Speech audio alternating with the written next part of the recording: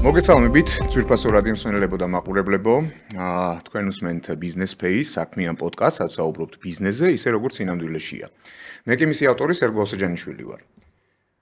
უძრავი ქონების შეძენა ადამიანების უმეტესი ნაწილისთვის ცხოვრების ერთ-ერთი ისეთი მნიშვნელოვანი და სერიოზული ფინანსური გადაწყვეტილებაა, ხო? და ხშირად ბინები ჯერ კიდევ ისეთი მშენებლობის, ასე ვთქვათ, ეტაპზე იყიდება და რეალურად იმის ნაცვლად რომ დავინახოთ რაღაც უკვე აშენებული და შემდგარი პროექტი, ხედავთ და გვესმის დაპირება, ხედავთ კონტრაქტს და რეალურად რაღაც იმ მისაღებ შედეგს ველოდებით, რაც უნდა მივიღოთ საომავლოდ. ამიტომ დღევანდელი დღის თემა არის და დღეს რეალურად გავცემთ პასუხს, რა უნდა ვიცოდეთ, როდესაც საუბარი არის მიწის დაკანონებაზე და ბინის შეძენაზე მშენებარე კორპუსში. დღევანდელი პოდკასტის, დღევანდელი ეპიზოდის წარდგენი არის DPT Consulting-ი. ჩემთან ერთად არის DPT Consulting-ის თანადამფუძნებელი ჯონი ჩონიაძე.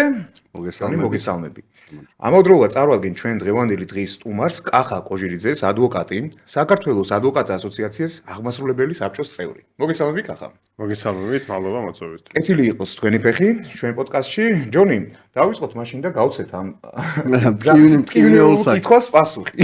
პასუხები, ბევრი კითხვაა და ბევრი პასუხი. პასუხების გაცემაში კახა დაგვეხმარება. დავამატებ აქვე რომ კახას კერძო პრაქტიკაც აქვს კოჟორიძე და ადვოკატები, ხო კახა? კოჟორიძე და იურისტები. კოჟორიძე და იურისტები. ესე ქვია ჩვენს იურიდიული კომპანია. მშვენიერი და ამ მიმართულებით მუშაობენ. მოკლედ კიდევ ერთხელ მინდა ხაზი გავუსვა რომ ჩვენთან სტუმრები ვინც მოდიან ჩვენ რუბრიკაში განსაკუთრებით შენთანაც იგივეა, მაგრამ აქეთ განსაკუთრებით ყველას აქვს ძალიან დიდი პრაქტიკული გამოცდილება, ამიტომ ის ხალხი, რასაც ვინც ჩვენთან სტუმრად მოდის და გვიზიარებენ თავის შეხედულებებს, არის პრაქტიკაზე, ცოდნაზე და გამოცდილებაზე დაფუძნებული. ყოველ შემთხვევაში აქამდეც ეგრე იყო და აქამდეც ეგრე იყო და მე პირობას ვდებ რომ ასე გაგრძელდება და დღეს კახა მოვიყვანეთ ძალიან მნიშვნელოვან საკითხებზე სასაუბროდ, როგორიც არის მშენებარე უძრავი ქონების შეძენა, ბინები ძირითად შემთხვევაში ხო და უძრავი ქონების დაკანონება კიდევ. და დავიწყოთ პირველი საკითხიდან. მშენებარე კორპუსებში ბინის შეძენა და ეს პროცესი გამოცდილებიდან გამომდინარე რომ ვისაუბრო, დაიწყო შემდეგნაირად რომ რაღაცა კონკრეტულ ადგილზე მომეწონა კონკრეტული მშენებლობა, კონკრეტული ბინა, პროექტი ვნახე, ფასი გავარკვიე და შემდგომ იწყება ურთიერთობა ამ შემთხვევაში მშენებელთან და ურთიერთობა იწყება იმგვარად რომ ჩემი შემთხვევა ეგეთი იყო, ოფისში მივდივარ, მაძლევენ ხელშეკრულებას ხელმოსაწერად, მაგრამ ჯაბანი არ დავხვდი და ვთხოვე რომ მეილზე გამოეგზავნოთ ხელშეკრულება რომ წამეკითხა. წავიკითხე და ჯობდა არ წამეკითხა.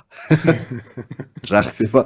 კახა რეალურად რო გითხრა, გამოცდილება ეს ურთიერთობა როგორია და ალბათ ძალიან მნიშვნელოვანი იქნება შემდგომ როგორ უნდა გაგრძელდეს მომხმარებელსა და მშენებელს შორის ურთიერთობა. კი ბატონო. მოგესალმებით კიდევ ერთხელ, მადლობას გიხდით მოწვევისთვის. ჯონი, თქვენ რა სიტუაციაც აღწერეთ. 80% მომხმარებლისა, თქვენ ახლა იურისტი ხართ და ამიტომ მაინც წინ დახედულობა გამოიჩენთ. სამწუხაროდ 80% ადამიანებისა მაგ სიტუაციაში თუ კი უკვე ფასზე შეთანხმებული იყო და ძირითად მნიშვნელოვან პირობებზე, ხელშეკრულებას ისე აწერს ხოლმე ხელს, რომ არ კითხულობს საერთოდ. და ალბათ ეს არის პრობლემა ნომერი პირველი ამ სფეროში. ზოგს გონია, რომ ხელშეკრულების კითხვა იურისტის ექსკლუზიური უფლებამოსილება, ეგრე არ არის. ბუნებრივია პროფესიონალიზმი სჭირდება ხელშეკრულებას, თუმცა არის საკითხები, რასაც ჩვეულებრივი სტატისტიკური ადამიანი თუ მის მოინდომებს რომ წაიკითხოს და ტექსტი გაიაზროს, გაარკვევს. მაგალითად, ის რომ თეთრი კარკასი რისგან უნდა შედგებოდეს, ხო? ეს არც ერთ კოდექსში არ წერია. არფანჯარა რა ხარისხის უნდა იყოს, არც ერთ კოდექსში არ წერია. ეს არის მხარეების შეთანხმებაზე დამოკიდებული და ერთზე რომ ითანხმდებიან და მეორე რო წერია ხელშეკრულებაში, ამის აღმოჩენასაც შეუძლია არა იურისტ ადამიანსაც. ეხლა ჩვენი დღევანდელი საუბარი ალბათ მიმართული უნდა იყოს იქითკენ, რომ ადამიანებს, რომელსაც ეს პრობლემატიკა აწუხებდა და ამინჯეროთ ძალიან ბევრ ადამიანს აწუხებს, იმიტომ რომ პრობლემური თემა, იცით რომ თბილისში მშენებლობები არის გახურებული, მიუხედავად სხვადასხვა სახის კრიზისისა, კოვიდისა, რაღაცა რეგიონული ომისა თუ ასე შემდეგ, 1000-ზე მეტი ნებართვა არის გაცემული 25 წელს. მშენებლობაზე. კი, და იქ 46% თბილისზე მოდის. და აი ამ პროცესში ეს პროცესი არ გამშენებლობის პროცესი არ გაჩერებულა, მშენებლობა კორპუსების განსაკუთრებით თბილისში დღეს ითვლება ერთ-ერთ ყველაზე უფრო ესეთ აქტიურ წარმატებულ საინტერესო ბიზნესად, მაგრამ ამ ბიზნესს სამწუხაროდ ყავს დაზარალებულები რიგითი მოქალაქეების სახით, რომლებიც იძენენ ბინებს და შემდეგ აღმოჩნდებიან ხოლმე დაზარალებულები. ბევრი რამე არის მათი ბრალიც, იმიტომ რომ თავიდან არ დაუკვირდნენ ძალიან ბევრ დეტალს. ბევრი რამე არის თვითონ კომპანიის ბრალი, სამწუხაროდ. ხო, მომხმარებლის დონემდე პასუხისმგებლობის დაყვანა ცხადია, რომ ხელშეკრულებას უნდა გაეცნო რაზე ეთანხმები რა, მაგრამ ალბათ მოლოდინი აქვს ხოლმე რომ ბინას რომ შეიძენ კეთილსინდისიერი იქნება, მაგრამ ნუ ჩვენთვის ახლა თლად იურისტი ვარ და წავიკითხე და კარგად გავიგე ყველაფერი ეგრეც არისო, იმიტომ რომ ამ სფეროში გამოსდილ ხალხს თხოვე დახმარება, რომ რადგან იმ სფეროში მუშაობდა და თავად იყო ერთ-ერთი მშენებელის იურისტი და თვითონ აკეთებდა მსგავსი შინაარსის ხელშეკრულებებს, უფრო ეცოდინებოდა ის დეტალები, რაზე უნდა მიმექცია ყურადღება და ეგ ყოველთვის ეგრეა რა, ნებისმიერ სფეროში რაღაც არის წვრილმანი დეტალები, რასაც ყურადღება უნდა მიაქციო. აი ეგ ბოდიში რო გაწყვეტინე, ეგ რჩევა უნდა მივიცეთ ალბათ ერთ-ერთ ნომერ პირველ რჩევად, რომ აი თქვენ იურისტი ბრძანდებით და მაგის მიუხედავად, ვინც უშუალოდ ამ სფეროში საქმიანობს, პრაქტიკა ვისაც აქვს, იმას შეეკითხეთ რჩევა, ხო და ალბათ მოქალაქეებსაც უნდა ურჩიოთ, რომ სანამ საკითხი გაპრობლემდება და მე ბევრად ძვირია იურისტის მომსახურება სასამართლო დავიზროს, ხო? აი ხელშეკრულება თუ კი იქ რამე საეჭვოს ნახავთ, ან რაღაც გაუგებარი ტერმინი იქნება, მაშინვე ჯობია, რომ ვინც ამ სფეროში საქმიანობს, იმ იურისტთან მიბრძანდეთ, ეს ხელშეკრულება მიიტანოთ და მისგან მოისმინოთ რჩევა. არა, სახით ცვლილებები შეიძლება შევიდეს ამ ხელშეკრულებაში, რომ თუ ბოლომდე არა, მაინც რაღაც დონეზე რისკები შედარებით დაზღვეული იყოს. ზუსტად ეგ გამოცდილება მქონდა, რომ რაღაც დასაბუთებული არგუმენტი როდესაც წამოვიდა ჩვენი მხრიდან, რომ ეს პირობა არ არის მისაღები და ძალიან ან კაბალურია, ან არა ადეკვატურია, ან პასუხისმგებლობები შემწყიდველის მხარეს მეტია ვიდრე მშენებლის მხარეს და რაღაც გავათანაბროთ, ხომ? რაღაც გარანტია თქვენგანაც მჭირდება რო აშენებ, ხო? რაღაც დათმობები იყო. იყო საკითხები რაღაც კრიტიკული მნიშვნელობის, რაზეც ცალსახა უარი მივიღეთ, თუმცა მე მოლაპარაკების შედეგად გადაწყდა, ოღონდ მე შთაბეჭდილება დამრჩა ის, რომ მე და ადამიანები, რომლებიც აპრობლემებენ რა ხელშეკრულებაზე აკეთებენ აქცენტს და მშენებელს ეუბნებიან, რომ მოდი ეს პირობა სხვანაირად დავწეროთ, არის ძალიან იშვიათი გამონაკლისები არის. და ერთ-ერთი მნიშვნელოვანი ალბათ რაც იყო, როდესაც მშენება არის კორპუსში ბინის შეძენა გადაუწყვეტა და ადამიანი გადაწყვეტს, არის ის, რომ რა გარანტია აქვს მას იმისა, რომ ეს მშენებლობა დასრულდება. და ამ ნაწილში რა შეიძლება მიაქციოს ყურადღებას გარდა იმისა, გარდა მშენებელი კომპანიის რეპუტაციისა, რომელიც ხშირად შეიძლება არ იყოს გარანტია. ხო, ეგ ძალიან მნიშვნელოვანი კითხვაა და უმეტეს შემთხვევაში სამწუხაროდ გარანტიები დაზღვეული არ არის. სამწუხაროდ ეს მოცემულობა გარკვეულ შესაბამისად, როცა პირი მანდ ყიდულობს ბინას, უნდა აცნობიერებდეს, რომ nebismier შემთხვევაში გარკვეულ რისკს ეწევა. ამიტომ ეს რისკი თუ ბოლომდე ხელშეკრულების დაზღვევა ვერ ხდება, მაინც შეიძლება რაღაცების მოფიქრება, რომ რაღაც ზონაზე დაზღვეული იყოს ეს რისკი. მაგალითად როგორ? რომ ანუ ხელშეკრულება მაშინ ანუ თანხა ზოგჯერ ადამიანი იხდის ხოლმე სრულ თანხას იმედით, რომ რაღაც ფასდაკლებით ისარგებლოს, მაგრამ თუ კი ხედავს რისკს, რომ აი დასრულდება თუ არა კორპუსის მშენებლობა და მან რისკი თუ დაზღვეული არ არის, მაშინ ჯობია რომ ეს თანხა მთლიანად არ იქნეს გადახდილი და ეტაპებად იქნეს გაწერილი. პირობითად, აი პირველი სართულის ფილა რო დაისხება, მაგ დროს გადავიხდი ამდენს, მეხუთე სართულის ფილა რო დაისხება ამდენს, რაღაცა შავი კარკასის ფორმა რო იქნება ამდენს, რაღაც მშენებლობის ეტაპებზე იყოს მიბმული თანხის გადახდა, რომ შესაბამისად მე ვიცოდე რომ მშენებლობა გრძელდება, არ ჩერდება, თუ კი მშენებლობა ჩერდება, ჩემი ვალდებულებაც რომ თანხის გადახდის ვალდებულება მოქვს, ხო? ან ესეც რო გაჩერდეს, ესეც ხელშეკრულებაში აბსოლუტურად სამართლიანი მოთხოვნა, მე არაერთ ხელშეკრულებაში მინახავს ის, რომ აი თუ მშენებლობის პროცესი შეჩერდა, მყიდველი მაინც ვალდებულია გადაიხადოს ხელშეკრულებით შეთანხმებული საფასი. ესეთი სტანდარტული პირობა წერია, მაგრამ ეს პირობა ცალსახად სამართლიანი არ არის. და ერთი მითი რაც აქვე უნდა უპასუხოთ, რომ თქვენს ბრძანეთ და მაგასაც გამოვეხმაურები, რომ ეს არ არის ისეთი სტანდარტიზირებული ხელშეკრულება, რომლის შეცვლაც არ შეიძლება. ზოგ ადამიანს ეუბნებიან ხოლმე, რომ ეს არის ხელშეკრულება შედგენილი და ამას ვერ შევცვლით. რატო ვერ შევცვლით? მხარე ხარ, მეორე მხარე ვარ, ეს არის ჩვეულებრივი სამოქალაქო ურთიერთობა, ჩვენს ნებაზეა დამოკიდებული.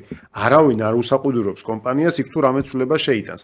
უბრალოდ ისინი ამ მიზეზს იგონებენ ხოლმე, რომ ამას ვერ შევცვლით, მაგრამ სინამდვილეში ეს მიზეზი არის მოფიქრებული, მოგონილი, აბსოლუტურად უსაფუძვლო. მათი ინტერესებია რა თქმა უნდა, იმიტომ რომ ის როცა კომპანია ხელშეკრულებას მომხმარებელს სთავაზობს, ის ხელშეკრულება არის იურისტების მიერ შედგენილი, მაქსიმალურად მორგებული კომპანიის ინტერესებზე და მაქსიმალურად არის არ მორგებული, ასე ვთქვათ, მყიდველის ინტერესებზე. ესეც ალბათ არ ვიცი, რაღაც დრო ჭირდება ამ ბიზნესსაც, რომ დარეგულირდეს და სწორი ჯანსაღი კონკურენციის შემთხვევაში კომპანიებმა გაიაზრონ, რომ ეს მაქსიმალურად შენ თავზე მორგებული ხელშეკრულება შეიძლება რაღაც ზონაზე კაბალურსაც ნიშნავს. ეხლა მე წამიკითხოს ხელშეკრულების, სადაც წერია, რომ თუ მყიდველმა გადააცილა გადახდის ვადას, ვადა გადაცილების შემთხვევაში დღეში გადაიხადოს $100. ეგეთი რაღაცებით წამიკითხოს და სანაცვლოდ ბოდიში დავამთავრებ, სანაცვლოდ თუ კომპანიამ გადააცილა მშენებლობის დასრულების ვადას თვეში გადაიხადოს $50. როგორია რომ კომპანია თვეში იხდის $50 და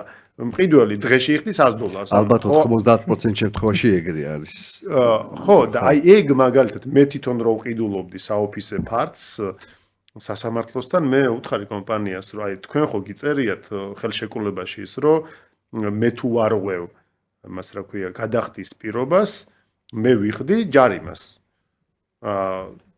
ვიწერია მაშინ მოდი ისიც დავწეროთ რომ თქვენ თუ არ ღვევთ ვადაში ჩაბარების პირობას თქვენც ანალოგიური ჯარიმა გადაიხადეთ ეს ხო სამართლიანია მე არ გევაჭრები იმაზე რომ ჩემს მიერ გადასახდელი ჯარიმა შემცირდეს მაგრამ გეუბნები იმას რომ მე თუ მიდგენ ამ ჯარიმას შენ ხო ჩემზე ძლიერი ხარ ფინანსურად კომპანია იგი არ გთხოვ უფრო მეც იგივე პირობა შენს ჩაიწერე ან ოდნავ ნაკლებიც შეიძლება ხო და ამას დამთანხმდეს სხვათა შორის და ჩაწერეს ეს კი მეც იგივე მქონდა გამოცდილებას სამბავში რომ და ხო მოკლედ ეს მნიშვნელოვანი პირობა ეხლა გარანტიებზე საუბრობთ და როდესაც თან მithumetes ფიზიკურ პირზეა საუბარი აი რა ხდება როდესაც ამ ურთიერთობაში შემოდის ბანკი ხო რაც დღესდღეობით ალბათ ყველაზე ერთ-ერთი ყველაზე ხშირი თემა არის ხო როცა უძრავი ქონების შეძენა ხდება იპოთეკური სესხით ანუ რა ხდება ამ შემთხვევაში ანუ რამდენად მეტი აქვს ამ შემთხვევაში გარანტია თვითონ ფიზიკურ პირს როდესაც იძენს უძრავ ქონებას რამდენად ამოწმებს ამ ყველაფერს ბანკი რის საფუძველზეც ბუნებრივია იღებს გადაწყვეტილებას გასცეს სესხი ხო აი რა განსხვავება ამ შემთხვევაში მინდა რომ აი ამ ჩვენ მაყურებელსაც ვანახოთ კი ამ შემთხვევაში ბანკის ჩართულობით როცა ფინანსდება პროექტი უფრო მეტად დაზღვეულებ ბოლომდე ვერ ვიტყვი იმას რომ გარანტირებულია და რისკები არ არსებობს მაგრამ უფრო მეტი ალბათობაა იმისა რომ ყველაფერი კარგად დასრულდეს რატო იმიტომ რომ ბანკი სესხს აბავს სწორედ აი ამ ეტაპებს მშენებლობის ეტაპებს და ბანკი არის დაინტერესებული ასევე იმით რომ დასრულდეს სხვა შემთხვევაში ბანკში სესხის აღების სანაცვლოდ რომ კომპანია ამ შენებარე კორპუსის რაღაც ფართებს თუ რაღაც წილს დებს უზრუნველყოფის საგნად ხო თუ ეს მშენებლობა არ დასრულდა ბანკს ექნება ნაკლის მქონე ნივთი უზრუნველყოფის საგნად ჩადებული რაც ბანკს ბუნებრივი არ აწყობს ამიტომ ბანკი ხელშემწყობია მაგ კუთხით რომ მშენებლობა არ შეფერხდეს და წარიმართოს თუმცა კიდევ ერთხელ ვამბობ რომ მხოლოდ ის მომენტი რომ ბანკი არის ჩართული ბოლომდე გარანტირებულს არ ხდის, მაგრამ ბანკის ჩართულობა ზრდის უფრო მეტად აზღავს, ასე ვთქვათ, მოხმარებლის და მყიდველის. ვეღარ საუბრობდით ზუსტად ბანკის მიერ მომზადებულ ხელშეკრულებაზე გაგიზიარე შეხედულება, ანუ რო განმარტოთ ამბავი როგორ არის, როდესაც მშენებარე კორპუსში ჯერ არ არსებული უძრავი ქონების შეძენა ხდება, რომელიც უნდა აშენდეს, ხომ? ბუნებრივია იმას ბანკი ვერ ჩაიდებს გარანტიად. ამიტომ დატვირთვა ხდება სხვა ქონების, სხვა უძრავი ქონების. მაგრამ მაგის გარანტიის ჩადება შეიძლება, მაგრამ თავსი კავები პარალელურ რეჟიმში უნდა ჩაიდოს. შეფასება ყოველ შემთხვევაში ისეთი არ აქვს, პირობითად ცეცხლით 300,000 ღირებულებას ეგ ვერ ექნება, რაც პოტენციური ღირებულება უნდა გახდეს. ეგ ერთი კომპონენტი. მეორე კომპონენტი ხა წეგან კახას უზიარებდი, ჩემ მეგობარს აქვს ეგეთი მსგავსი პრეცედენტი, რომ ყიდულობს ბინას კორპუსში, რომელიც ფინანსდება ბანკის მიერ შესაბამისად იმ ბანკის იპოთეკური სესხი თუ იყიდი კონკრეტულ უძრავ ქონებას საშეღავათო პირობები გაქვს ალბათ კვადრატული მეტრის ღირებულება ცირდება სტანდარტულისგან განსხვავებით ბანკთან არის რაღაც ბანკთან არის ხო მოლაპარაკება ოღონდ ბანკს ესეთი პირობა უდევს ხელშეკრულებაში რომ თუ მშენებელი ვერ დაასრულებს მშენებლობას უძრავი ქონების მესაკუთრეზე გადადის ეს ვალდებულება და აგერ საპასუხი იმისა რომ ნაკლიანი ნივთის დატოვება არც ფინანსურ ინსტიტუტს არ უნდა და ბუნებრივია ისიც აფასებს რისკებს ხო ძალიან მნიშვნელოვანი კომპონენტები არის ხო ამ რისკებზე როცა ვსაუბრობთ ერთი რჩევა მიცეთ კიდევ მყიდველს რომ როცა ყიდულობენ აუცილებლად საკადასტრო გარკვეულ საკადასტრო ქონების საკადასტრო კოდი ზოგჯერ არის ხოლმე რომ ხელშეკრულებაში წერია რომ იყიდება ამადამ სართულზე მდებარე ესა და ეს ნომერი ბინა მაგრამ საკადასტრო კოდს არ აძლევენ მყიდველს და ეუბნებია რომ ჯერ აი შენ გადაიხადე პირობითად ნასყიდობის საფასური 70% და მერე დაგარეგისტრებ საჯარო რეესტრში მაგრამ ამ შემთხვევაში მყიდველი არ არის დაცული რისგან ნახეთ მე არ ვამბობ და შეურაცხყოფას არ მივაყენებ ყველა კომპანიას მაგრამ გამომდინარე იქიდან რაც მე პრობლემები მინახავს ხო ყოფილა პრაქტიკაში შემთხვევა რომ ერთი და იგივე ბინა რამდენჯერმე არის გადაყიდული ხო თქვენ გაგიგიათ ახლა ალბათ ხო აი 4ჯერ არის გაყიდული ერთი და იგივე ბინა და საკადასტრო კოდი თუ ნასყიდობის საგანს არ აქვს ეს აძლევს არაკეთილსინდისიერ მხარეს რომ პირობითად რო წერია მე ხელშეკრულებაში წერია რომ ვიყიდე ბინა მე-9 სართულზე 37 კვადრატი მაგალითად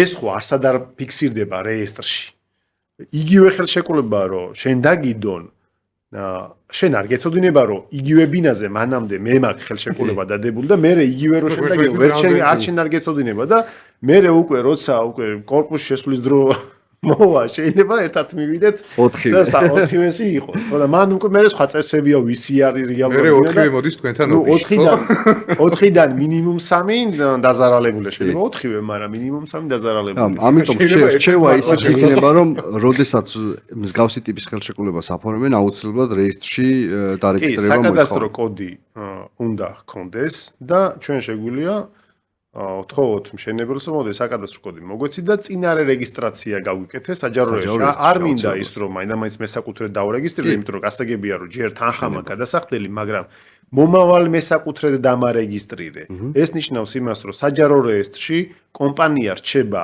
ანუ გამყიდველი მხარე რჩება ამ ბინის მესაკუთრედ და მყიდველი რეგისტრირდება მომავალ მესაკუთრედ და მისი საბოლოო რეგისტრაცია მესაკუთრედ დამოკიდებულია პირობაზე რომ თუ გადაიხდის თანხა სრულად მერე უკვე დარეგისტრდება სრულყოფილ მესაკუთრედ მაგრამ მანამდე მომავალი მესაკუთრეა და იგივე ბინას უკვე სხვაზე თუ მიყიდის იმ მყიდველს ამოუვარდება რომ რეესტრში მე ვარ დარეგისტრებული და შესაბამისად ჩემი უფლება ამ ფორმით დაცულია უფრო მეტ. ხო, ერთი შეხედვით ისეთ პრიმიტიულ საკითხებზე ვსაუბრობთ, რომ რეესტრში გადამოწებაზე, რომელიც საჯაროა და ყველასთვის ხელმისაწვდომია საკადასტრო კოდზე და ასე შემდეგ და ასე შემდეგ, თუმცა როდესაც რა თქმა უნდა ყველაზე არ ვრცელდება ეს და ვისაც განზრახვა აქვს რომ რაღაც კანონის გვერდისავლით ან სამართლიანობის ნორმების გვერდისავლით გააკეთოს ამ საშუალებებს იყენებს რომ როდესაც მომხმარებელი არ თხოვს ამ ინფორმაციას თვითონაც არ აწვდიან რომ ამის საშუალება აქვს და გააჩნია და შეუძლია მარტივად ნახოს ინფორმაცია. ეხლა გამახსენდა კი შეიძლება იმ მშენებლობის და ხელშეკრულების ეტაპებს ქრონოლოგიურად გავყვეთ და ბევრი მნიშვნელოვანი საკითხი არის, მაგრამ ეხლა გამახსენდა ერთი მშენებლობის დასრულება უნდა მოყვეს შემდეგ დასრულებული კორპუსის ექსპლუატაციაში მიღება.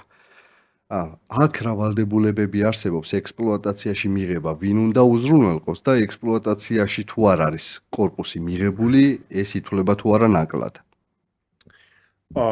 ხო, ეს სამწუხაროდ პრაქტიკულად მე სიმართლე გითხრათ უიშვიათესია შემთხვევა რომ ხელშეკრულებაში ეწეროს კომპანიის ვალდებულება განსაზღვრულ დროში რომ კორპუსი ექსპლუატაციაში მიიღოს.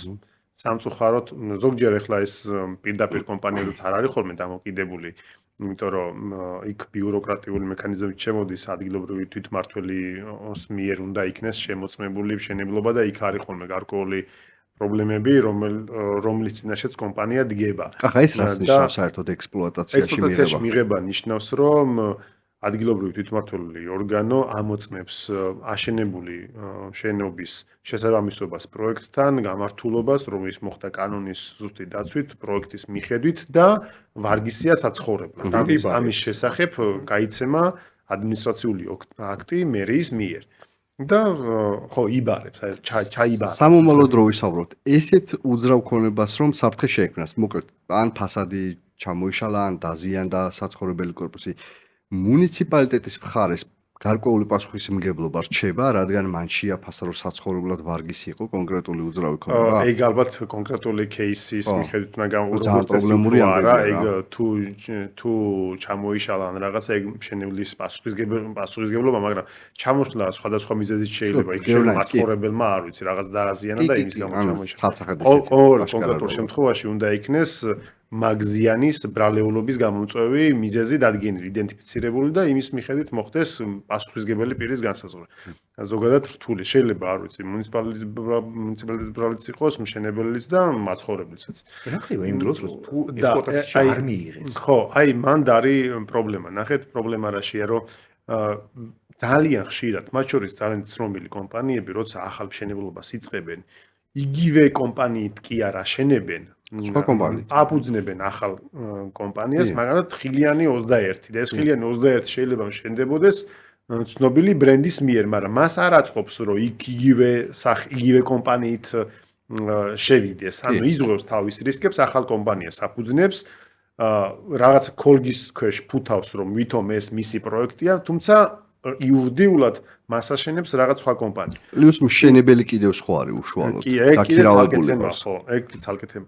და იმ მშენებლობას თუ პრობლემა შეექმნა, ან მისთვის ნახეთ რომ სამწუხარო რეალობა რა არის, რომ შეპესე რო აშენებს კორპუსს, თუ ამ კორპუსს ბოლომდე ვერ მიიყვანს და დაზარალდება მყიდველი, ვინც ყიდულობს ამ კორპუსში ბინას, მას უფლება აქვს რომ მოსთხოვოს პასუხი გამყიდველს, ბუნებრივია, ხო? მაგრამ გამყიდველმა თუ კი ყველა ბინა გაყიდა და აქტივები არაფერი არ აქვს, ხო? მას შეიძლება მოუგოთ დავა და დავაკისროთ პირობითად $100,000 რომ მოგვაყენა ზიანი. მაგრამ მოუგებთ ამ დავას, თუ კი მისი ბრალით მოხდა რაღაცა, მაგრამ ჩვენი მიზანი ხო არ არის რომ ფურცელი დავიჭიროთ ხელში სასამართლოს გადაწყვეტილების სახით. ჩვენი მიზანია რომ ეს თანხა მივიღოთ, რითაც დავზიანით. მაგრამ ამას ვეღარ მივიღებთ, იმიტომ რომ ის კომპანია ნებაყოფლობით არ იხდის და იძულებით კიდე ვერაფერს ვერ ამოვიღებთ, იმიტომ რომ ქონება არ აქვს. გამიეთ? ამიტომ რომელ კომპანიასთან ვდებთ ხელშეკრულებას და რამდენად კეთილსინდისიერების სახელი აქვთ მათ ბაზარზე, ესეც არის მნიშვნელოვანი გადასამოწმებელი საკითხი. და შეიძლება ჩვენ გქონდა ერთი შემთხვევა, როცა კომპანიას და მერიამ მიმართეს ადგილობრივი მოსახლეობა, რომ ეს პრობლემა, მუნიციპალიტეტი მოვიდა შეამოწმა, კორპუსი მიღებული არ იყო ექსპლუატაციაში და ძალიან დიდი ჯარიმა დაეკისრა კომპანიას და ვალდებულებები, რომ ეს უნდა გამოესწოროს, მთელი სია იყო გამოსასწორებელი რაღაც დარღვევების. მაგრამ იმ კომპანიას იმ კორპუსში ყველა ბინა ჰქონდა გაყიდული. და შესაბამისად თუ კი იმ დაკისრებულ ვალდებულებას არ შეასრულებს, ხო, ახსულებაც ვერ εδავები, აქტივი არ აქვს. თუ მე წავა სისხლის სამართლის კუთხით დავა, ეგ რთული იქნება დაუმტკიცო დანაშაული მაგ შემთხვევაში, ზოგ შემთხვევაში შესაძლებელი. მაგრამ იმ შემთხვევაშიც კი თუ კი სისხლის სამართლის პასუხისმგებლობას დააკისრებ და კომპანიის დირექტორს დაიჭერ, რა, ანუ მაინც დაზარალებული რჩები, ხო, აზრი არ არის. და შესაბამისად რჩება დაზარალებული მყიდველი. ხო, ძალიან ბევრი პრობლემური საკითხია. მათ შორის მშენებლობის დასრულების ვადაზე ვსაუბრობდით. დღეს სანამ შემოვიდოდით და ესეც ერთ-ერთი მნიშვნელოვანი კომპონენტია, იმიტომ რომ მე მოლოდინი რომ მაქვს, რომ 29 წლის ბოლოს უნდა ჩამბარდეს ჩემი ბინა, ნანატრი, რომელიც უნდა შევიდე და ვიცხოვრო და მოვაწყო ისე როგორც მინდა, შეიძლება აღმოჩნდეს ისე რომ 29 წლის ბოლოს კი არ ჩამბარდება 2031 წელს, იმიტომ რომ გადაიწია. ამ ვადას რა ყურადღება უნდა მიაქციოს მყიდველმა და როგორ უნდა გადააზღვიოს დასრულების ვადის გადაცილება. ნახეთ, აუცილებლად ხელშეკრულება უნდა წავიკითხოთ ყურადღებით. ეს კიდევ ნომერ პირველი რჩევა არის ეს. ხელშეკრულებაში ვადები წერია როგორც წესი, ოღონდ ზოგჯერ არ წერია ვადის ათვლის მომენტი საიდან დგება. მაგალითად, თუ კომპანია მეუბნება რომ 3 წელიწადში დავასრულებ 3 წელიწადს საიდან ვითვლი. ზოგი მე ამბობს რომ ეს არ არის განსაზღვრული 3 წელიწადს საიდან ვითვლი და მე ამას ვითვლი იქიდან რა ქვია შენ ამისა რა ქვია პირველი სართულის ფილის დასხმიდან რატო უნდა ვითვალო აქედან არ ვიცი არასად არ წერია მაგრამ წესით ვადა ითვლება შენებლობის ნებართვის გაცემიდან ხო იმ პერიოდში უნდა დავასრულო მაგრამ ეს თუ სპეციფიკურად ხელშეკრულებაში კონკრეტულად თუ არ წერია манипуляციის საშუალება ეძლევა მეორე მხარეს ამიტომ აუცილებლად ვადის განსაზღვრასთან ერთად უნდა იყოს მითითებული ვადის ათვლა როდის ხდება და როდის არის მშენებლობის დასრულების ბოლო ვადა კონკრეტული თარიღიც ხო საკმარისი იქნება რომ ამ დროს ჩაგაბარო ეგეც შეიძლება რომ საიდან ვითვლით თუ ვადას ეგ თუ არ წერია ის მაინც უნდა ეწეროს რომ ჩაბარდება 2029 წლის 27 იანვარს პირობითად და მე ხდება ხოლმე რომ აი თუ არ ჩაბარდა მაღაზია პასუხისგებელი ხო არის კომპანია ანუ უნდა იყოს ხელშეკრულებაში ზოგჯერ ეს არ წერია ან იმდენად სასაცილო პასუხისგებლობის ის წერია რა კომპენსირება რომ აზრი არა აი მაგალითად შეიძლება თუ პასუხი არ ჩაბარდა ყოველთვიურად დაეკისროს $10 ანუ $10 ეხლა ხო სისულელია რომ ამ ხელა $200,000 ბინა რომ აქვს შეძენილი და ყოველთვიურად $10 გადავიხადო. ბოდიში იმ დღეს ვკითხულობდი ერთ-ერთ ჯგუფში დაწერეს რომ ერთ-ერთ მშენებელზე რომ მოკლედ რაღაც დათქმულადაში უნდა ჩაბარებულიყო გადაცდაო და პირგასამტეხლო წერიაო ხელშეკრულებაში ვადა გადაცილებული დღეებზე მაგრამ რო გადავთვალეო 4 წელზე გამოდისო $5,000. მან ამის მოთხოვნასაც აზრი არ აქვს. კი, მან ახლა უნდა მივცეთ საინტერესო რჩევა ჩვენს მსმენელს და ნახურებელს. ნახეთ მიუხედავად იმისა, ეს საკითხი, ანუ ზიანის ანაზღაურების ნაწილი ხელშეკრულებაში არის თუ არა გაწერილი, მაგის მიუხედავად ჩვენ შეგვიძლია მაინც მოვითხოვოთ ზიანის ანაზღაურება უფრო მეტი, ვიდრე ეს წერია ხელშეკრულებაში. რატო? მაგ საკითხს უკვე არეგულირებს სამოქალაქო კოდექსის ზოგადი ნორმები, რომელიც განსაზღვრავს, რომ ზიანის ანაზღაურების შემთხვევაში ასე ვთქვათ, დაზარალებულ მხარეს შეუძლია მოითხოვოს ზიანი არა მხოლოდ ფაქტობრივად დამდგარი ზიანის სახით, არამედ მიუღებელი შემოსავლის სახით. შესაბამისად, ნახეთ ჩვენ როგორ ვიქცევით ხოლმე ამ შემთხვევაში კომპანიას ვეუბნებით, რომ შენ ამ დროს ხო უნდა ვადა არის მნიშვნელოვანი, ოღონდ ვადა უნდა ეწეროს. ამ ვადაში რო უნდა დაგემთავრებინა და ამ ვადაში რო არ დაამთავრე, ზიანის ანაზღაურებას მე ვითხოვ მიუღებელი შემოსავლის სახით. ან საიდან შემიძლია დავთვალო მიუღებელი შემოსავალი. პირობითად, ჩემი ბინა თუ არის 100 კვადრატი და ვიცი მდებარეობა, მე წავალ ექსპერტთან, უძრავი ქონების ექსპერტთან შევაფასებინებ, რომ აი ამ და ამ ადგილზე 100 კვადრატი ბინის ქირის ღირებულება რა არის. თუ მეტყვის პირობითად, რომ ეს არის თვეში $100, ესე იგი მე მივდივარ იმ ლოგიკით, რომ შენ რო ვადაში დაგემთავრებინა მე ხომ ეკნებოდა ეს ბინა, მე შემეძლებოდა გამექირავებინა და თვეში მიმეღო $100 შემოსავალი. და ეს შემოსავალი შენ რო დაარღვიე ხელშეკრულება, მე დავკარგე. ვერ მივიღე და მიუღებელი შემოსავლის ზიანის ანაზღაურების მოთხოვნას უკვე კანონმდებლობა განსაზღვრავს და მე შემიძლია იმ $10 კი არ დავიწყო საუბარი, რაც ხელშეკრულებაში ჩამიწერეს, არამედ მოთხოვო ზოგადი სამოქალაქო კოდექსის ზოგადი წესების მიხედვით $10-თან ცოტა $100. ახლა ეგ თუ ქონიათ პრაქტიკაში რომ არა გაქირავების ღირებულებაზე მიგებად, არამედ გაყიდვის ღირებულებაზე. მაგალითად, მშენებარეში იყიდა $500, მაგრამ იმ ადგილზე აშენებული უძრავი ქონება იმ პარამეტრებით და მონაცემებით $1,500 ღირს. და ამ შემსყიდველმა იდაოს რომ რეალიზაცია მინდოდა და $1,500 კვადრატული მეტრის ღირებულება. თუ მაგ მხრივ დავა უფრო რთული იქნება. ვანდაც არის ლოგიკა ბუნებრივია, ანუ შეიძლება მე გასაქირავებლად არ ვიყიდე და რეალიზაციისთვის ვიყიდე. ესეც არის ინტერესი ბუნებრივია მყიდველის და შენ თუ დაადასტურებ იმას, რომ მაგ ფასად გაყიდვადია და ეს რეალისტურია და მე გავყიდიდი და პირობითად თლიანობას ჩემს მიერ გადახდილი თანხა განვადებით დასყიდობის დროს იყო $80,000 და მე ვყიდიდი ამას $130,000, ანუ $30,000 მიზარალია, ხო? შესაბამისად ამის მოთხოვნა შეიძლება. კარგი, მნიშვნელოვანი შეკითხვა. ალბათ სასამართლო დავები რამდენად ეფექტიანი არის, ანუ მოლოდინი მყიდველის რომ სასამართლოს მიმართოს, მისი პრობლემა მოგვარდეს, გადაწყდეს. ავა თუ კარგად, ყოველ შემთხვევაში საბოლოო სახე მიეცეს სასამართლოს გადაწყვეტილების სახით, რამდენად ეფექტიანია და დაახლოებით რა პერიოდი იჭირდება, ამას რა მოლოდინი უნდა ქონდეს. ანდრობა ესეც მნიშვნელოვანი კითხვაა. სასამართლო დავები ეფექტიანი არის თუ არა ამ კითხვაზე. მანამ სანამ ჩვენ ხელშეკრულებას წავიკითხავთ, ხომ პირველი რასაც ვაკეთებთ არის რომ მეორე მხარეს, ანუ ვისაც ვედავებით, უნდა განსაზღვროთ კიდევ და კიდევ მისი აქტივები. ჩვენთვის საშუალება აქვს. ჩვენთვის თავარი ამოცანა სასამართლოში დავის მოგება კი არ არის. ბუნებრივია ეს არის, მაგრამ მიზანი მაინც არის რეალური ინტერესის თანხის ამოღება, ან ზიანის ანაზღაურების ამოღება.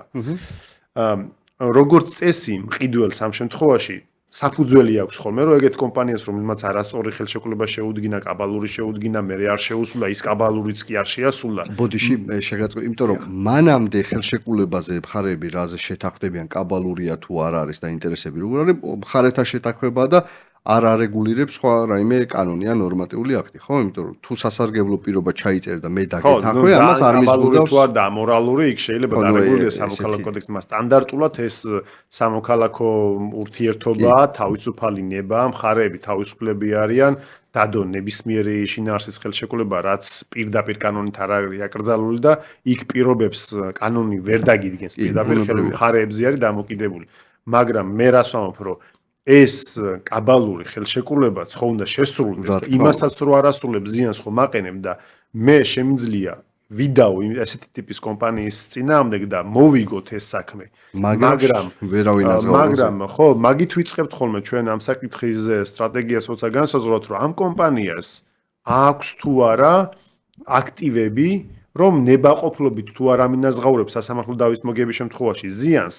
მერე გაუყიდოთ ის აქტივები და მივიღოთ შემოსავალი. ანუ პირველი მაგით უნდა დაიწყო, რომ სიტყვაზე დაუყადაღო თუ რამე აქვს, რომ გარანტირებული იყო ახლა მაინც რომ სასამართლო დავას რომ მოიგებ, მერე რეალურად მიიღო ის სარგებელი, რაც შენ არ მიგაღებინეს იმ ხელშეკრულების შეუსრულებლობის გამო. და ბუნებრივია მანდ შანსები არის ესეთი ტიპის დავების მოგების, მაღალი შანსები თუ რაღაც საშუალო დონის იურისტმა თუ სწორად აწარმოა საქმე, მას მოგებთ. თუმცა ხო, რა თქმა უნდა, იურისტი ვინ იქნება და ადვოკატი ვინ იქნება, ბუნებრივია ეს მნიშვნელოვანი საკითხი. თუმცა და ვადა რაც შეეხება ვადა, ვადების სამწუხაროდ ჭიანურდება, ალბათ წელიწად ნახევარი პირველ ინსტანცია საშუალო ვადა 1 წელი წელიწადნახევარი მე თუ გასაჩივრდა ის ზედა ინსტანცია მთლიანობაში ალბათ უზენაეს სასამართლოს ჩათვლით 3 წლიანი ვადა უნდა ავიღოთ დავის დასრულების გათვალისწინებით მაგრამ ნახეთ ანუ იმ შემთხვევაში თუ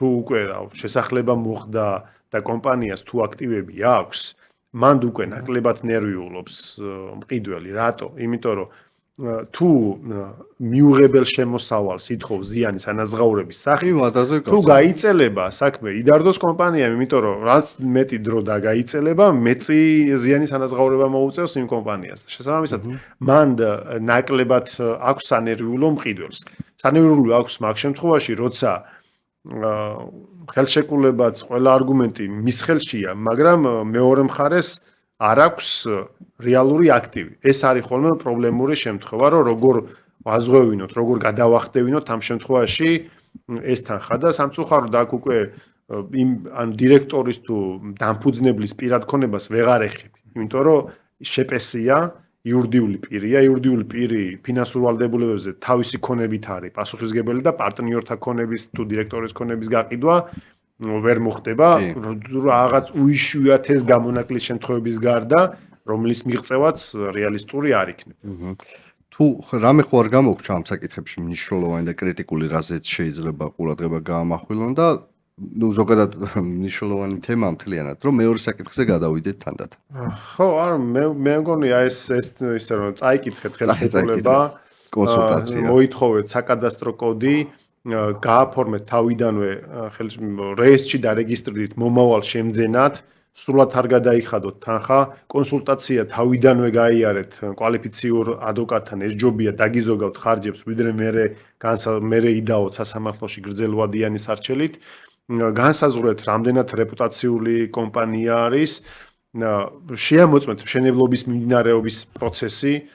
მე ერთი შემთხვევა მქონდა ჩემ მეგობარს დაემართა ეგეთი რამე, რომ თვითონ საზღვარგარეთ ცხოვრობს და დედამ გაუკეთა საჩუქარი და მშენებარე კორპუსში უყიდა ბინა თან ერთიანად გადაიხადა შვილს დაბადების დღეზე საჩუქარი გაუკეთა და თლიანი $50,000 თუ სწორად მახსოვს გადაიხადა და აღმოჩნდა რომ ეს კორპუსის მშენებლობა საერთოდაც დაწყებული არ არის და იმ კორპუსში დაახლოებით 300 ადამიანი იყო მსგავსი სახით მოწყობილი. ემიგრანტებს სამწუხაროდ ხშირად ემართებათ ხოლმე ესენი რომ იქიდან რო ყიდულობენ აქ ვერ ამოწმებენ მოწყვეტილები არიან აქ შემოწმების შესაძლებლობას და მათ უნდა უთხრათ რომ რა ვიცი ახლობლები ყავთ ოჯახის წევრები იქ რომ მიდიხარ და წლებს რო ანდომებ დანაზოგის გაკეთებას მერე დაფიქრებული გადაწყვეტილება ჭირდება ამ თანხის ინვესტირებას ხო ანუ ყველანაირად შეგიძლიათ ამ შემთხვევაში ემიგრანტებს რო დაეხმაროთ მსგავს საკითხებში ჩვენ შეგვიძლია მაგალითად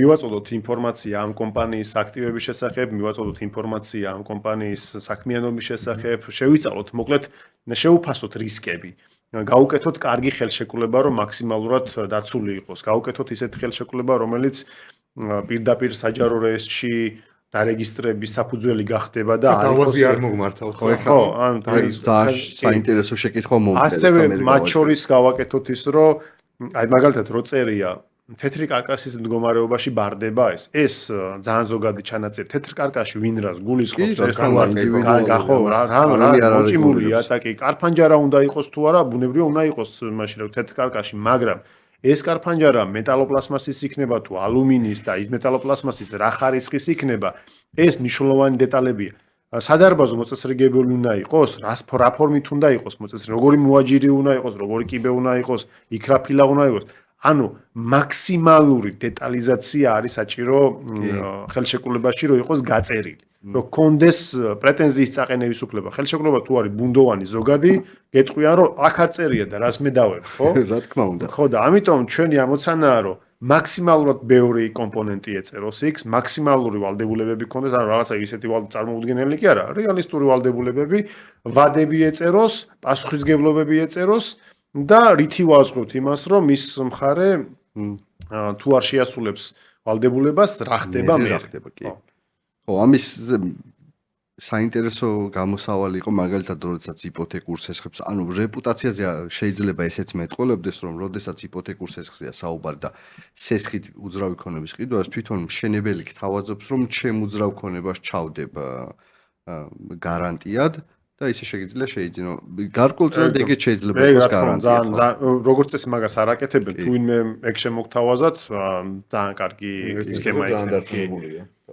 ხო თვითონ დარწმუნებულია და ალბათ ეს გამოისახება ხო ანუ ჩვენ ისიც უნდა ვთქვათ რომ ეხლა ძირთად პრობლემებზე ვსაუბრობთ ბუნებრივია იმიტომ რომ ჩვენს მსმენელი ძირთად მყიდველები არიან ალბათ ჩვენი მსმენელი უფრო მეტი ადამიანი ხო და მათ რომ მივაწოდოთ რა ტიპის პრობლემატიკაა და გაითვალისწინოთ თავიანთ საქმიანობაში და შეძენის დროს ეს არის ჩვენი ამოცანა თუმცა ისიც უნდა ვთქვათ რომ ამ სფეროში ბევრი კეთილსინდისიერი დეველოპერია ასრულებს თავის რეპუტაციას უფრთხილდება ასრულებს თავის ვალდებულებას და ამიცი ღმერთმა გაუმარჯოს მე დეველოპერებსაც მოვიწევ და მათ პოზიციებს მათაც აქვთ პრობლემები წეგან ექსპლუატაციისთან დაკავშირებით ვისაუბრეთ და ზოგჯერ არის აბსოლუტურად გამოგონილი პრობლემის გამო რომ ექსპლუატაციაში მიღება არ ხდება ასევე არის ის რომ ექსპლუატაციაში თუ სანამ ექსპლუატაციაში კორპუსის მიღება მოხდება კომპანიას უწევს ყოველთვიურად დასუფთავების საკმაოდ დაახლოებით 7,000 ლარის გადახდა ასევე არის ეს ერთი აბსურდული საკითხი, რაც ჩვენ გასაჩივრებული გვაქვს ერთ დეველოპერულ კომპანიას უწევთ იურიდიულ მომსახურებას. ნახეთ როგორი აბსურდული სიტუაცია არის, რაღაც ნორმატიულად განსაზღვრული, მათ შორის საკრებულოს დადგენილებით, თბილისია საუბარი, სადაც არის ეგეთი დანაწესი, რომ კომპანიას დეველოპერს როგორც კი მშენებლობის ნებართვას მისცემს მერია იმ მომენტიდან ერთვება დასუფთავების გადასახადის გადახდა. და არა დაწყებიდან. და ჩვენმა კლიენტმა, ანუ ერთი წელი ისე გავიდა, რომ არ დაიწყო მშენებლობა. იმიტომ რომ ფიქრობდა, რომ რაღაცა უფრო უკეთესი პროექტი გაეკეთებ, ნუ რაღაც მიზეზის გამო არ და ობიექტური მიზეზის გამო არ დაიწყო. და ყოველთვიურად ახდევინებენ დაახლოებით 10,000 ლარს.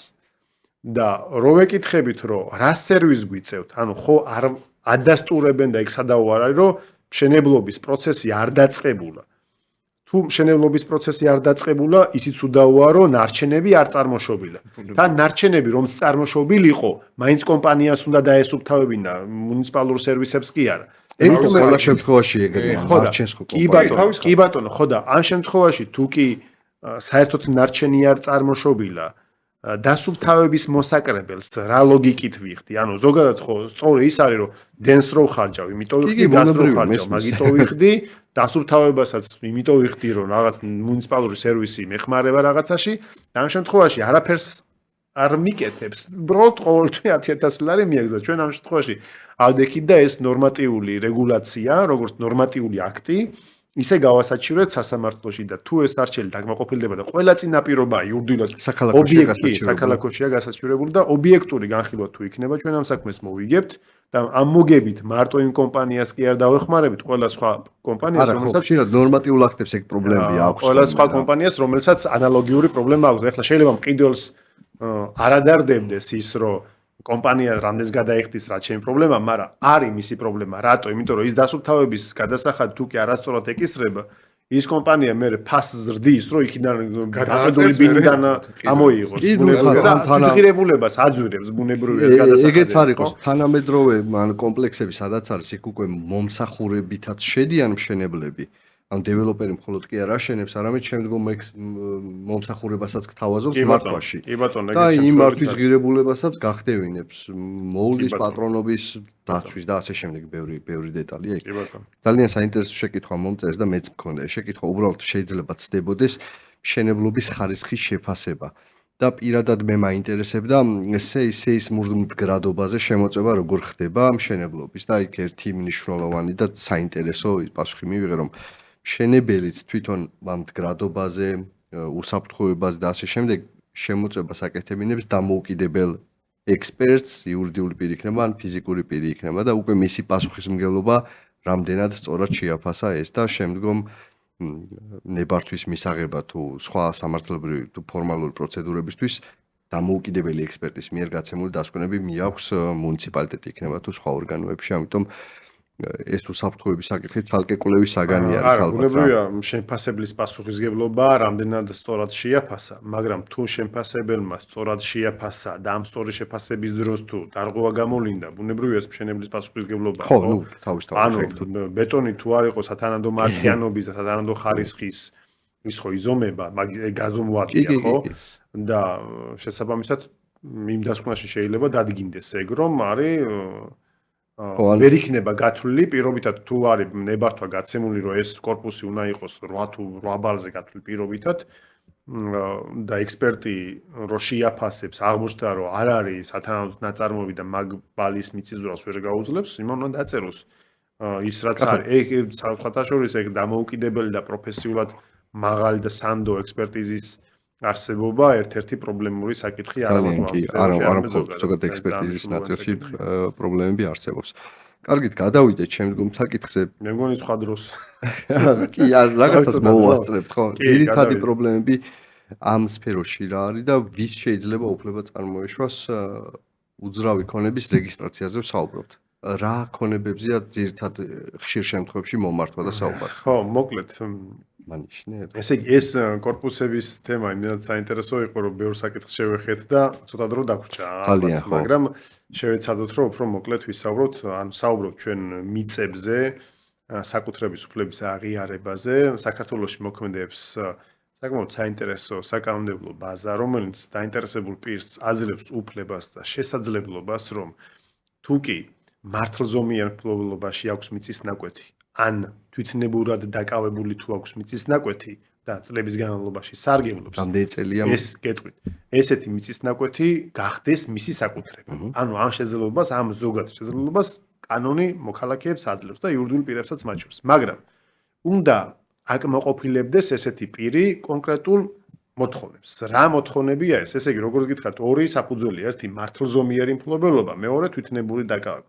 მოდი პირველით დავიწყებ. მართლზომიერი მფლობელობის შემთხვევაში კანონით არის გაწერილი, რომ რაღაცა დოკუმენტი უნდა გქონდეს შენ, საარქივო ცნობა, კომუნისტების პერიოდში გაცემული მებაღის წიგნაკი, რაღაცა მიღება ჩაბარების აქტი, ბეჭდის გარეშე, რაღაც ეგეთი დოკუმენტი, საგადასახადო სია, რომელიც დაადასტურებს შენს უფლებას კონკრეტულ მიწის ნაკვეთზე და ამ შემთხვევაში შენ შეიძლება ჩაგთვალონ მართლზომიერ მფლობელად და ის მიწის ნაკვეთი გახდეს შენი საკუთრება. იმ შემთხვევაში თუ ესეთი დოკუმენტი არა გაქვს და მიხვედი და თვითნებურად რაღაცა შემოღობე, შენ შეგიძლია გახდე ასეთი ნაკვეთის მესაკუთრეც, ოღონდ 2007 წლამდე უნდა გქონდეს ეს მიწის ნაკვეთი დაკავებული და მასზე უნდა გქონდეს შენობა აშენებული და ეს შენობა სხვათა შორის მე წერია და მას არ აქცევენ ხოლმე ყურადღებას რომ ეს შენობა შეიძლება იყოს არამხოლოდ აშენებული და დღესაც ასე ვთქვათ შენობის ფორმის მქონე, არამედ მშენებარე თუ იყო იმ პერიოდში, ან თუ დაუსრულებელი იყო, ან თუ თუნდაც დანგრეული თუ იყო. ანუ შენობის კვალი თუ 2007 წლის 20 სექტემბრამდე ამ კანონის ამოქმედებამდე თუ დასტურდება, მიუხედავად იმისა, შენ სხვა დოკუმენტი მიღება ჩაბარების აქტი რაღაც მებაღის წიგნაკი გააქვს, არ გაქვს, მაგის მიუხედავად შენ გეძლევა უფლება, რომ ესეთი მიწის ნაკვეთის მესაკუთრე გახდე. შეკითხვა მაქვს ერთი. 2007 წლიდან შენობა მისი ნანგრევი ან მშენებარი არის თუ არა? უწყვეტად ფლობას უნდა ადასტურებდე დღემდე ამ უძრავი ქონების? ეს არის ასევე პირობა, რომ უწყვეტად ფლობას უნდა ადასტურებდე, მაგრამ მანდ ძალიან მკაცრად არ უდგებიან. თუ შენ ადასტურებ ფლობას რაღაც თავში და ბოლო პერიოდში იგულისხმება, რომ პრეზუმპცია არსებობს, რომ შუა პერიოდშიც ფლობ.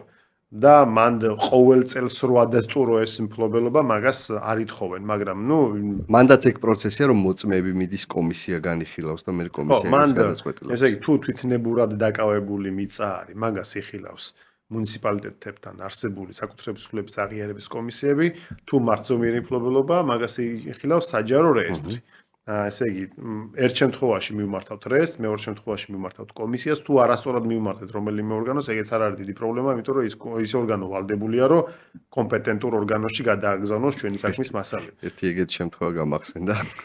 ერთ-ერთი მუნიციპალიტეტი არ დავასახელებ, ჩემ მეგობარს ჰქონდა წარმოება და გავართხილა, რომ საშინელება ხდება მეთქი და დიდი ხანი რო ვერ მიიღო პასუხი, მივიდა და შენ საბუთი რომელიაო და ზედიდგა თანამშრომელი ამის საბუთი. ეგეც ხდება ხოლმე ვადების ამბავში. ეს ხო, ჩვენ გვეცინება, მაგრამ რეალურად არა ხო, არა ხო, რეალურად ეგ არის სამსახურებრივი გულგრილობა, რაც სისხლის სამართლის კოდექსში წერია, დანაშაული რა, მეტი კი არაფერი არ არის, ანუ შენ რო გევალება, რომ იმ მოქალაქეს კვალიფიციური პასუხი გასცე რაღაც ვადაში და შენ რო იმ დოკუმენტებს ზედადგი ხარ ფეხსაცმლით, ხო? დანაშაული ვადა როგორ არის მანდა? მანდა არის შემდეგი ვადები, ესე იგი დანაშაულის ვადებს გული. არა, დანაშაულის ვადებს თუ დანაშაულებამდე მივიდეთ. ესე იგი, მანდა არის ეგეთი ვადა, არის ორთვიანი ვადა, მიმართვიდან არის ორთვიანი ვადა. და კანონში წერია, რომ ეს ორთვიანი ვადა შეიძლება გაგრძელდეს 6 თვით. ანუ 2+6, 8 თვი არის კომისიის შემთხვევაში და რეესტრს ზოგჯერ განსჩინა რასაფუძვლით მიმართავ, ზოგჯერ აქვს ერთთვიანი ვადა, ზოგჯერ არის 365 დღე, ანუ ერთწლიანი ვადა. ხშირ შემთხვევაში, რაც თქვენ ბრძანეთ, ჯონი, ეგ პრობლემა არის არა მხოლოდ თბილისში, არამედ რეგიონებში, თბილისში მათ შორის, რომ მიმართო და წლები გადის და პასუხი არ არის. როგორ უნდა მოუქცეთ ამ შემთხვევაში, ახლა სიბერემდე ხო არ დაველოდებით ჩვენთვის მნიშვნელოვანი მიწის დაკანონების საკითხი. ხო, მათ ნებართვებზეც ბევრ რაღაცაზე ეგეთ გვაძლევს ეგეთ გამოსავალს. ნახეთ, პირდაპირ წერია, რომ თუ ადმინისტრაციული ორგანო, ესეთი ნებისმიერი ადმინისტრაციული ორგანო კანონით განსაზღვრულ ვადაში, თუ პასუხს არ გცემს, ანუ გადაწყვეტილებას არ ღებულობს იმ ვადაში, რა ვადაც კანონმა დაუდგინა, მაგ შემთხვევაში მისი უმოქმედობა ითვლება უარად. და ეს უარი, ანუ უმოქმედობა შეიძლება გასაჩივრდეს სასამართლოში. ან ჯერ ადმინისტრაციულ საჩივრდ და მერე სასამართლოში. და შესაბამისად ჩვენ ესე ვიქცევით ხოლმე, რომ მივმართეთ და რაღაც გონივრულ ვადაში არ მიპასუხა, გავიდა კანონით განსაზღვრული ვადა, პირდაპირ შემიძლია წავიდე სასამართლოში და არ დაველოდო სანამ წლები გავა კიდე და რაღაც ვიღაცა მაგას ადმინისტრაციული კოლეგი განიხილავს, ხო? კი. და ადმინისტრაციულში ვადები უფრო სწრაფად ადმინისტრაციულში ვადები სამწუხაროდ საქმის განხილვის გაჭიანურება ცალკე დიდი პრობლემაა, ეს ზოგჯერ არის სუბიექტური ფაქტორებით გამოწვეული. ხშირად რომ არის ობიექტური არასწორი ასევე საქმის მესმის. მენეჯმენტი, რაღაცა გაწელვა საქმის, იმიტომ რომ მოსამართლემ არასწორად დაამენეჯმენტა საქმის განხილვა და სწრაფად არ განიხილა, მაგრამ ზოგჯერ არის ობიექტური. და ეს ობიექტური ის არის, რომ მოსამართლეს ეხლა რომ დავაწერთ 600 საქმეს, 600 საქმეს ვერანაირი დონის იურისტი მოსამართლე ვერ გაიცა, ადამიანი რობოტი ხო არ არის და ჯერჯერობით ხელოვნური ინტელექტს არ შეუძლია ჩაანაცვლოს. მაგაზე არ გადავიდეთ. ახლა მშენებარე სახლებთან დაკავშირებით, ბინებთან დაკავშირებით, არბიტრაჟზე შეთანხმებები თუ შეგვედრია ხელშეკრულებაში. იშვიათია, იშვიათად და ალბათ მყიდველის მოთხოვნის. არა, თუ მყიდველის მოთხოვნის შემთხვევაში შეიძლება გამყიდველის მოთხოვნის შემთხვევაში, მაგრამ უფრო ალბათ მყიდველი უფრო შეიძლება იყოს დაინტერესებული. მოკლედ, ჩვენს მსმენელსაც რო განვმარტოთ, ნებისმიერ ხელშეკრულებაში წერია ხოლმე სტანდარტულად დავის შემთხვევაში, რომ ვინ იხილავს. ხო, სტანდარტულად არის სასამართლო, თუმცა შეგვიძლია მხარეთა შეთანხმება თუ იქნება, ჩავწეროთ კონკრეტული არბიტრაჟი. არბიტრაჟის ჩაწერას ის უპირატესობა აქვს, რომ სასამართლოსთან შედარებით უფრო სწრაფად ხდება საქმის განხილვა. მეგობრებო, მე მგონი საკმარისზე მეტი მიზეზი გაქვთ, რომ დღევანდელ პოდკასტ, დღევანდელ ეპიზოდს უყუროთ, განსაკუთრებით სანამ მიიღებთ გადაწყვეტილებას, რომ შეიძინოთ უძრავი ქონება მშენებარე კორპუსში რა. მარტო ხედებს, ადგილმდებარეობას და კვადრატულ მეტრებს არ უნდა დავაკვირდეთ, აი მე მგონი დღეს დაგვიმტკიცეს მეგობრებო, აუცილებლად გადავამოწმოთ რაზე ვაწერთ ხელს. გადავამოწმოთ ის დეტალები, აუცილებლად ჩვენ ამ ეპიზოდებს ასე ვთქვათ, ამოვჭრით და გამოვაქვეყნებთ სპეციალურად, რომ ანუ რჩევების სახით მიიღოს ჩვენმა მსმენელმა და მაყურებელმა. მე კიდევ ერთხელ შეგახსენებთ, რომ ჩვენი სტუმარი იყო კახა კოჟორიძე, ადვოკატი და საქართველოს ადვოკატთა ასოციაციის აღმასრულებელი საბჭოს წევრი და ჯონი ჩონიაძე, დღევანდელი დისკუსიის მოდერატორი. მადლობა მეგობრებო, საინტერესო საუბრისთვის. დღევანდელი პოდკასტის წარდგენიც არის DPT კონსალტინგი და ყოველთვის არის მაღალი, მოკლედ კომპეტენციის ტემპერატურა იწევს ყოველთვის მაღალი. კი, და მეც მივმართავ მსმენელს და მაყურებელს, რომ ყოველთვის დიდი სიამოვნებით კონსულტაციისთვის ღია ვარ და ალბათ კახაც ანალოგიურად და რაც ვახსენეთ, რომ საწყის ეტაპზე რომ კონსულტაცია უნდა გაიარონ, ძალიან მნიშვნელოვანი არის. სიამოვნებით. ჩვენი საქმე ეს არის. მადლობა ძალიან დიდი მეგობრებო, მადლობა. მე კი შეგახსენებ, სხვათა შორის ხვალ გვექნება ძალიან საინტერესო ეპიზოდი, ჩვენი ახალი პარტნიორი გვემატება, ეს არის გლობალური ბრენდი კერხერის ოფიციალური წარმომადგენლობა საქართველოში და მოკლედ აი პირველი ეპიზოდი გვექნება ხვალ ზუსტად 6 საათზე. ამიტომ მადლობას გიხდით, რომ ჩვენთან ერთად ხართ და უკვე დაგემშვიდობებით ხვალამდე სასიამოვნო საღამოს გისურვებთ.